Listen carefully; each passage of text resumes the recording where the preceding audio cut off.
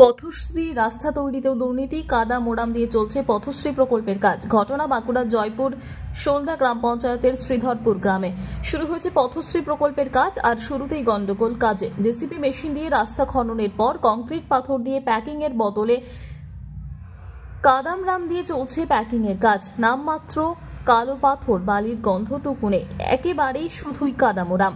আর সেই মোড়াম প্যাকিং করে তার উপরেই হবে পথশ্রী প্রকল্পের ঢালাই রাস্তা, যেখানে রাজ্য সরকার লক্ষ লক্ষ টাকা খরচা করছে গ্রামবাসীদের যাতায়াতের সুবিধার্থের জন্য। সেখানে কাজ পাওয়া কন্ট্রাক্টর কাদের মদতে রমরমিয়ে দিনের বেলায় চালাচ্ছে এই কাজ জানিয়ে শুরু হচ্ছে গ্রামবাসীদের মনের মধ্যে ক্ষোভ। গ্রামবাসীদের অভিযোগ, আশপাশের গ্রামের পথশ্রী প্রকল্পে ঢালাইয়ের রাস্তা হয়েছে, সেই কাজ তারা দেখেছেন, কিন্তু এভাবে নিম্নমানের কাজ হতে তারা দেখেননি। এভাবে একেবারেই উল্টো ছবি। প্রথমে হচ্ছে কাদামোড়াম দিয়ে প্যাকিং, তার উপর হবে ঢালাই। তাই সরাসরি কন্ট্রাক্টরের উপর দুর্নীতির অভিযোগ তুলে সরব হলেন গ্রামবাসীরা।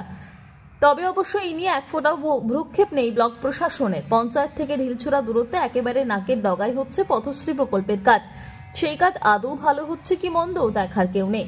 কাজের বেনিয়মের কথা স্থানীয় গ্রাম পঞ্চায়েত প্রধানের সাথে কথা বলতে গেলে উনি সময় দেননি। শেষমেশ বিষ্ণুপুর মহকুমা শাসক প্রসেনজিৎ ঘোষকে বিষয়টি নিয়ে বলা হলে তিনি সাথে সাথে কাজের বিষয় খতিয়ে দেখে দ্রুত ব্যবস্থা গ্রহণের আশ্বাস দেন।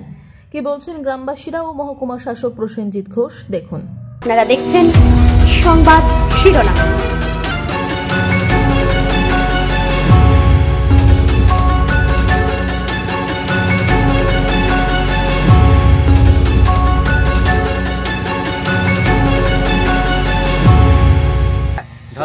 এইরকম জিনিসটা হচ্ছে কেন?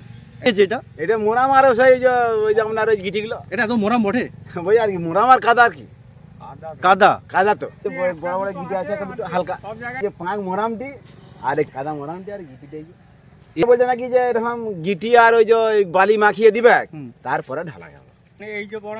ভালো হবে না, এই যে জিনিসটা দেখো, যে জিনিসটা কুড়েছিল, এই জিনিসটা যদি বালি আর ওই যে যেটা দিচ্ছিল দিদি করতো, তাহলে রাস্তাটা হয়তো এরা না মনে হচ্ছে টিকবে না। তারপর এখন অভিযোগটা আমরাও পেয়েছি, এসআরটির এক্সিকিউটিভ ইঞ্জিনিয়ার সাহেবকে বিষয়টা জানানো হয়েছে, যাতে করে উনিও আশ্বাস দিয়েছেন যে উনি এনকোয়ারি করে দেখে একদম দ্রুত ব্যবস্থা নেবেন। কাজ তো চলছে, কাজটা মানে এটা তো মানুষের যাতায়াতের জন্য তো আমাকে ক্লিয়ার করে দিতে হবে। আমি ঢালাইয়ের কাজ শুরু করি।